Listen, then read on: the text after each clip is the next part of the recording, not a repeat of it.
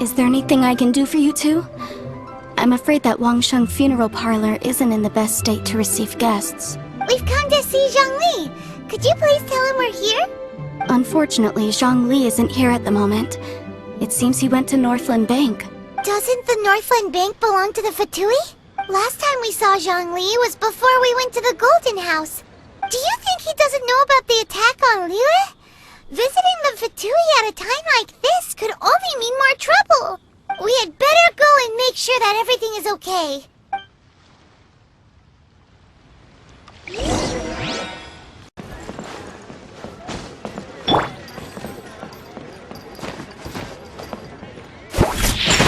What should I put in my letter?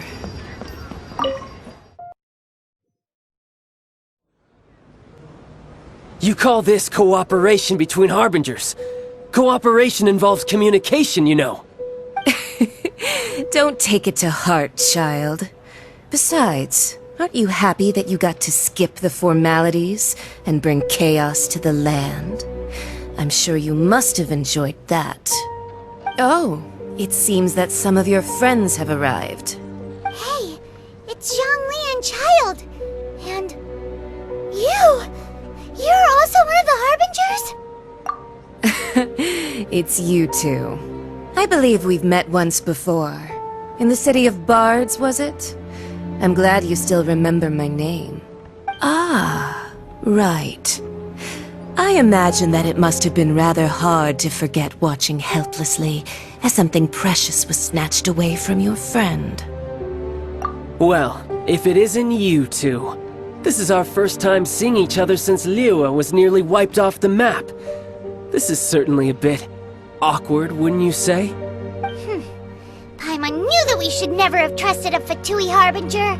Oh, now don't say that. Sure, I may have misled you, but I never had anything against you personally.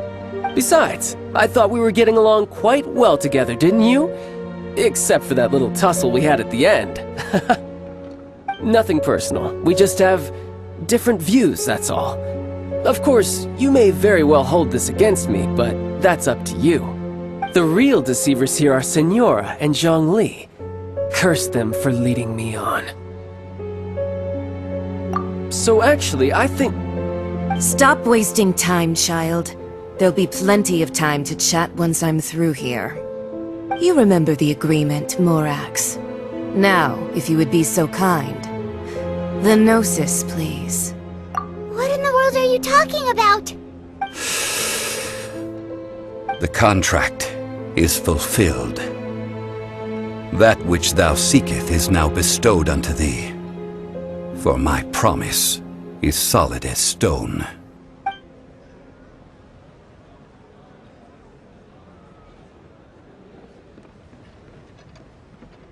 How sanctimonious. What? So you're the Lord of Chiao? No, wait! That's an exciting twist and all, but why give the Gnosis to the Fatui? I do not give it for free. I give it as agreed upon in the contract, for it is a matter solely between the Tsaritsa and I. Yeah, you don't think you went a little bit too far with that whole fake death thing? Everyone was preparing the ceremony for you, and splat! This big dragon falls out of the sky, and all of Liyue goes into an uproar. Talk about a disaster. Gathering all the forces that had been bubbling behind the scenes, and then stirring them together in a pot that was bound to boil over. That's what he wanted to see, am I right? Wait, what? Perhaps it's best that I explain. As you know, I've dwelt upon this world for more than 6,000 years. I witnessed the founding of Liyue, together with the Adepti 3,700 years ago. Even boulders that can withstand whirlpools will erode with the passing of time. I kept convincing myself that cracks had not begun to form, and that the end of my time had not yet come, until one drizzly day, as I was strolling along the harbor, I heard a merchant tell one of his workers, "You finished your duties. Go ahead and call it a day." I stood motionless among the crowds, asking myself, have I already finished my duties? Oh, Zhongli. But as I began to consider relinquishing my divine role, I soon discovered that many reasons still remained to not hastily depart. Was Liyue, the city I had dwelt in for so long, already prepared to enter its next age? I decided that a test was needed in order to reveal the answer. So I feigned my own death, and gathered the cast of Child, the Adepti, and the Liyue Qixing to play their roles together on the stage that was Liyue. That's right, which is why I continued to safeguard the Gnosis until now. So you mean that if the chaos ever reached the point of no return, you would simply appear and use your divine powers to bring Liyue back under control? Of course, and it would have been all too easy for him too. Just as a child quickly matures after losing their parents, so has Liyue matured when faced with the death of its deity. I was pleasantly surprised with the finale of the show that you all put on. Why, you even deserved an encore. The Adepti deserve the greatest applause, considering their years of seclusion. They hardly recognized the city, yet faced with such a crisis, they exerted the greatest amount of restraint. Not only did they manage to cooperate with the Qixing, but in the end, they even tried to understand the heart of the people. And hats off to the emissary dispatched by the Cryo-Archon to fulfill our contract, Signora. She managed to keep everything she knew in strict confidence, far from the eavesdropping ears of her colleague Child, just as I had requested. All the while, I carried on as Zhongli, and fulfilled the traditions of Liyue in this mortal form. Thank you for walking that path with me, Traveler. These things were all a part of my script.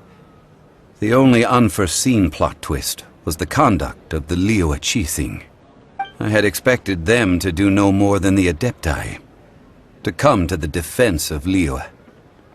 But when all was said and done, they seized the opportunity to supplant Liyue's divine protectors, and used the subsequent power vacuum left by my death to quickly gain complete control of Liyue. Huh? That doesn't sound good at all! Ha! On the contrary, I think it is excellent. I had always feared that it was too soon for them to take over from me. And it was also that which I longed for the most. As such, this is the best parting gift anyone could have given this god of old. Hey, what about me? Doesn't anyone feel the least bit of remorse for deceiving me? You've practically kept me in the dark! I think that thanks would be more appropriate. You certainly played no small part in all of this, wreaking havoc and turning the city upside down. The Lord of Geo ought to thank you for your performance, if anything. If you hadn't created the pressure of a battle between mortals, Adepti, and a god, the lump of coal resting in the hands of the Geo-Archon, Liyue would never have been able to become a dazzling diamond of a city. Huh?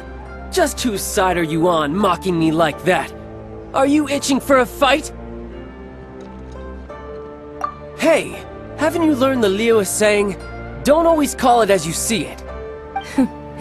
Well then, with the Gnosis in my possession, I have no use for such idle chatter. We should return to Zapoljarny Palace and seek an audience with Her Majesty, the Tsaritsa.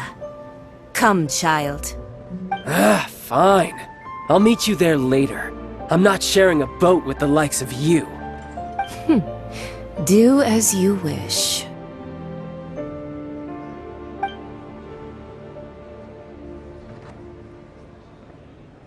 Now then, is there anything else you wish to ask me?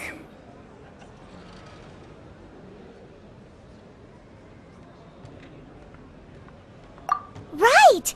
As Zhongli always told us, a good trade is a fair trade. Paimon has no idea what could be a good trade for a Gnosis. Realistically speaking, there is no such thing. Huh? However, I am the god of contracts.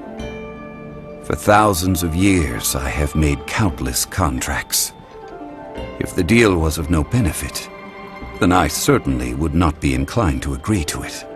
My agreement with the Cryo-Archon will be the last of my contracts as the Geo-Archon. My contract to end all contracts. As for the bargaining chip that the Tsaritsa used to balance the scales, uncover that answer for yourself in your future journeys.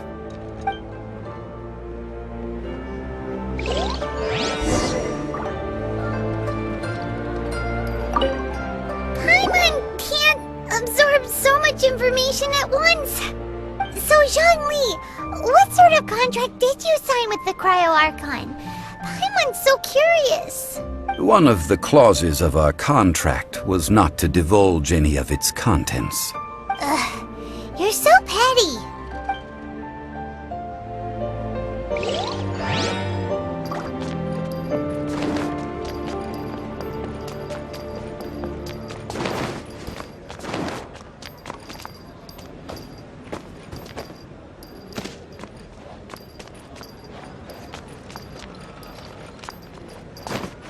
Ha! I'm here.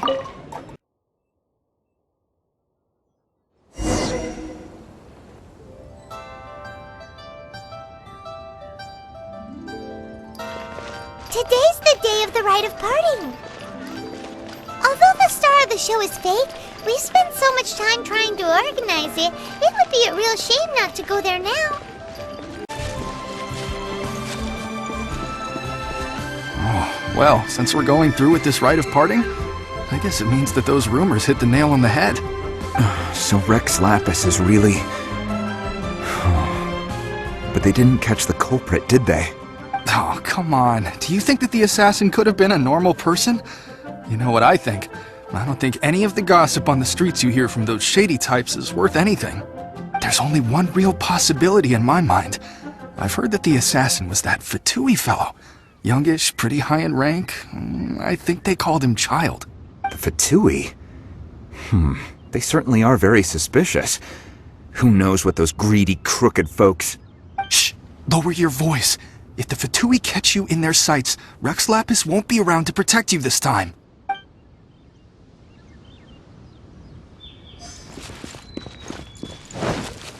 You know that god from the ocean couldn't have just shown up out of nowhere. I mean, it's been 2,000 years since Rex Lapis subdued it. Yes, and to think that this happened right on the heels of the incident with Rex Lapis, too. Say, do you think the person who assassinated our lord and released that evil god might have been one and the same? Now that you mention it, that's very possible. Yes, it's very possible indeed. I mean, it all fits together. That person must have colluded with the evil god to harm Rex Lapis. Oh, that wicked, black-hearted scoundrel. Still, what sort of supernatural prowess must this person possess to be able to do such things? I have never heard of such a person in all my years. Ah, forget it. Guessing's no use to us. Look, the Millilith over there looks like he's about to make an announcement. Let's hear what the Ministry of Civil Affairs has to say first.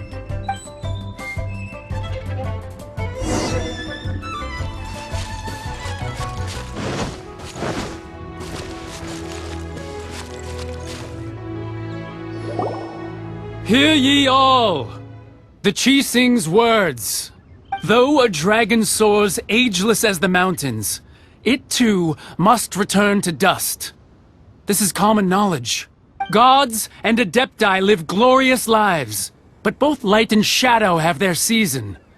So too must they face divinely appointed trials.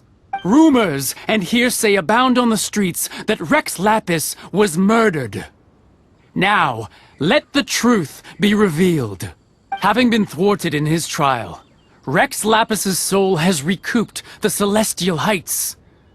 He beseeches the people of Liyue to grieve not and to let not their hearts be saddened. Nor are they to believe street-born rumors or indulge in baseless speculation.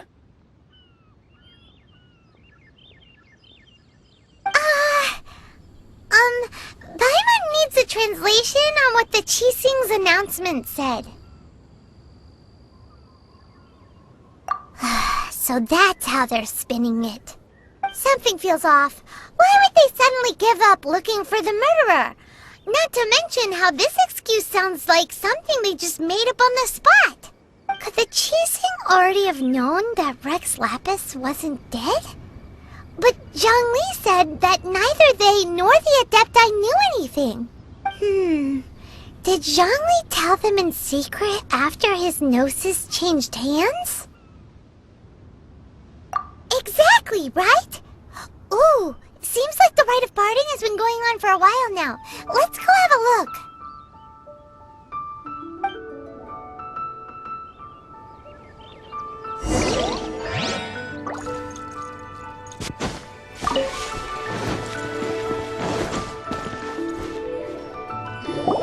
Look, it's Ningguang and Keqing. Are they saying something? Are there speeches over? As said previously, Rex Lapis's soul returning to the heavens is the end of the contract. And it is also the end of an era. 3,700 years of contracts burnt and reduced to ash. We, the people of Liyue, were indeed prosperous. But blinded by our prosperity, we forgot that time can be pitiless. The long, unending dream of our Archon walking among us. Now that we have awoken from our dream, we must learn to say farewell. Will you stand with us as we re-establish our contracts? As we build a new age of prosperity? So concludes the words of Her Eminence the Tianquan. Does Her Eminence the Yuheng have anything to add? Huh? Is she looking this way? Traveler. Yikes! She really is looking our way! Is that the traveler who they say defeated the ancient god? So young. The Liyue Qixing always repay their debts. And as you have heard, our eyes see far and our reach is long. Name your price. You deserve that much. Whoa!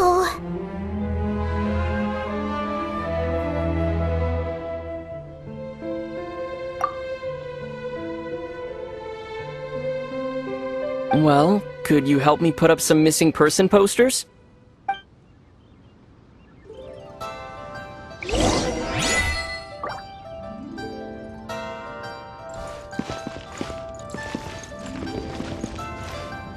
Roping you in was possibly the most masterful move we could have made.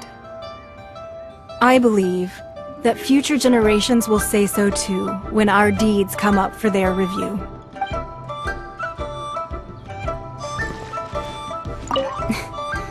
Why, you... Were you just trying to look cool earlier, or are you really that selfless? If you were looking for someone, you could have just told me that in private. The cleanup of the premises, managing the crowds as they exit, making an account of the rite? There's much that remains to be done. I didn't miss anything, did I?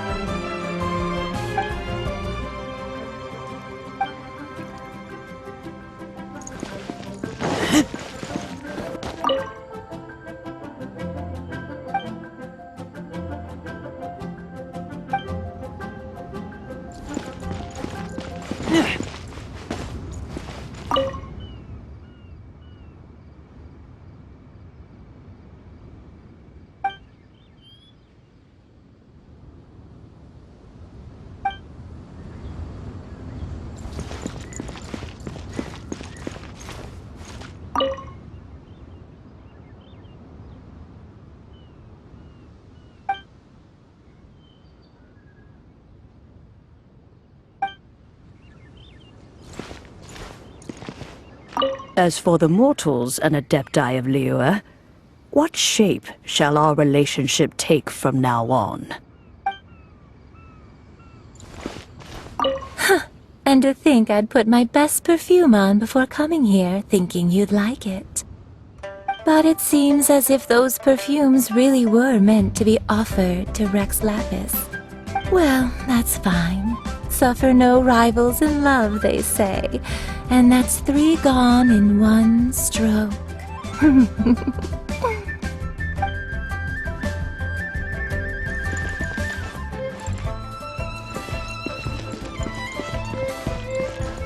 Ah, Rex Lapis. Oh, Rex Lapis. Now that I think about it, if everyone's of the same mind as me, perhaps mementos for Rex Lapis might be the best short-term business opportunity.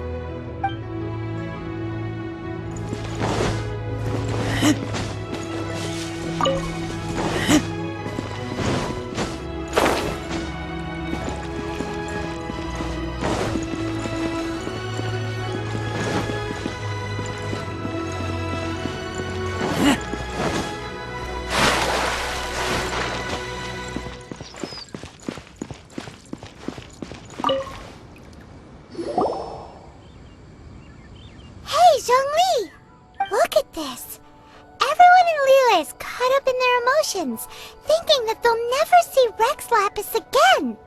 And here you are looking all relaxed. Why would I not feel more at ease after laying down the burden I have borne for 3,700 years? Right, if the two of you can spare the time, I should treat you to a meal at the Liyue kiosk. Ha! That sounds like big talk, Zhongli. Paimon might have believed you if you were treating us to some third-round knockout, but you'd have to pay out your nose just to stand inside Liyue kiosk. Are you sure you can afford it? You're right. I do like the Mora. As the Rex Lapis Morax, I can easily create Mora. But since I have chosen to walk this earth as the mortal Zhongli, I should abide by the same rules that mortals do. When I was journeying with you, though I still had the Gnosis in hand, I knew that I must soon retire from my role as an Archon, so I had to rehearse a little for my new life. Oh, no wonder! Paimon gets it now. You didn't look at the price tags when we were spending because you've never had to. But since you weren't used to not being able to just make more Mora as and when you wanted to, you had to try becoming a parasite to society who lives off of other people's credit. Well, we were only spending Fatui money.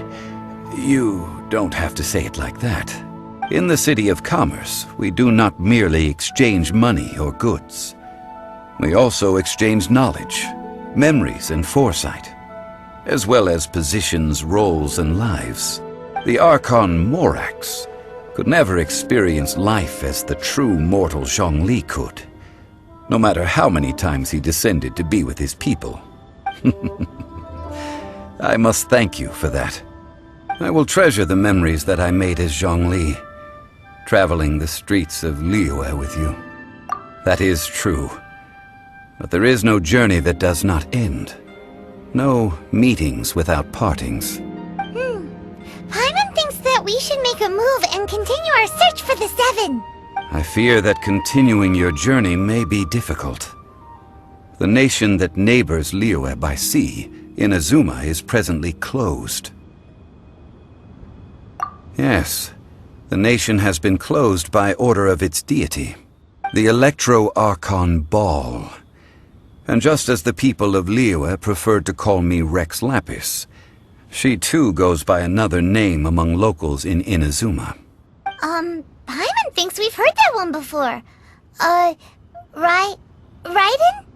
That is the case. And since Raiden is also the shogun of the Inazuma Bakufu, people call her the Raiden Shogun. That said, though people at the wharf were saying that the situation in Inazuma is very tense, Paimon doesn't remember that always being the case. It wasn't that bad last year. Zhongli, since you're Rex Lapis, shouldn't you know something about what's happening there? Just how did Inazuma become a closed nation? It's because of visions. Visions? When faced with circumstances beyond their control, humans often bemoan their lack of power. But if a person shows true strength of will at a desperate and fateful moment in their life, the gods will look upon them with favor. This is what visions are. Magical foci bestowed upon those who have been acknowledged by the gods. Uh-huh. That's how people in Teyvat see it. But starting from last year, the Raiden Shogun began promulgating the Vision Hunt Decree. Vision Hunt Decree? Yes. It was an order to seize all visions within Inazuma's borders, and to inlay them upon the hands of a statue of the 1,000-armed, 100-eyed god. They want to seize visions. But why? Aren't visions blessings from the gods? I should think that in the Raiden Shogun...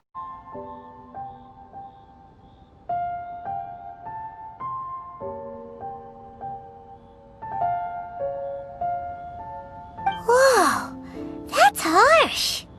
The Anemo Archon is the god of freedom, and the Geo Archon is the god of contracts. For her part, the Raiden Shogun is the god of eternity. It seems as though she has finally decided to eliminate any unstable elements that could pose a threat to her eternal realm. The fact that even I, the oldest of the seven, have now passed away, will only strengthen her resolve to pursue eternity.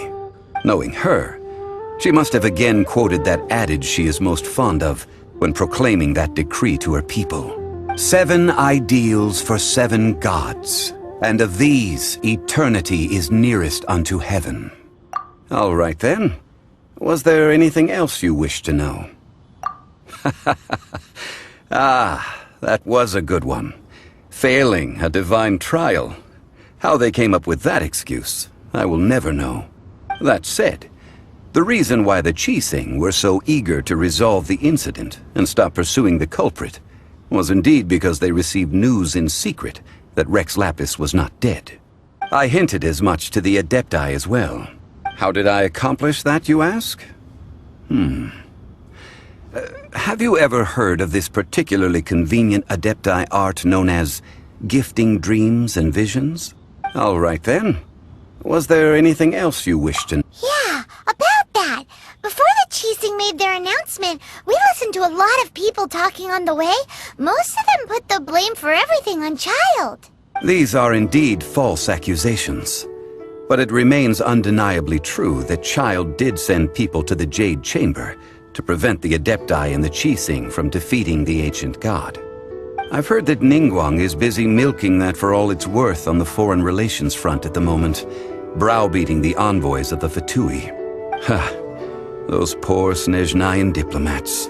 If it were not for Child's exalted position as a harbinger, I'm certain that they would have shifted all the blame to him and called for his dismissal by now.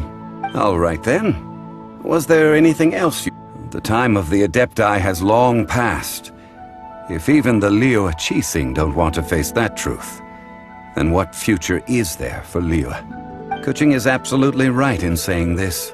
Now, though I did laud Ningguang's desire for power, believing this to be a good thing, and thought as a matter of course that she must have been behind the Qixing's plan to take governing power over Liyue from the hands of the gods and Adepti, could the original person who brought up the idea of seizing power have been... All right then. Was there anything else you wished to know? That's right. Zhongli, now that you don't have your gnosis, what's going to happen to all the Mora in Teyvat? Since Morax is dead, are they all just gonna disappear? Also, isn't the Golden House the only mint in the entire continent? Will it even continue to work? The Mora present now will not vanish. But the Golden House will indeed have to cease operations for a lengthy period of time, since creating Mora requires the use of the Geo Archon's power. This is terrible!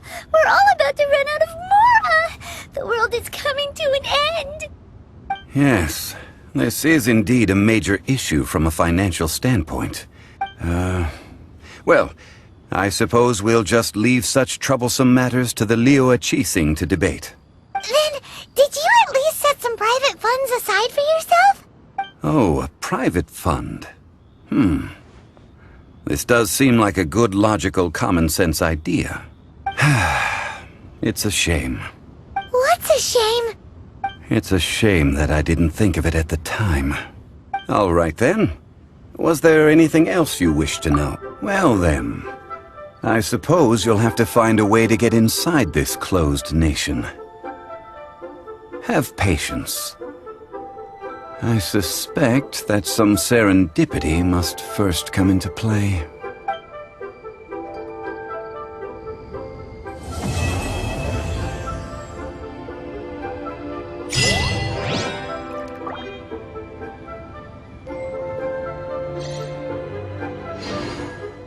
All right then. Was there any... Well then, I suppose you'll have...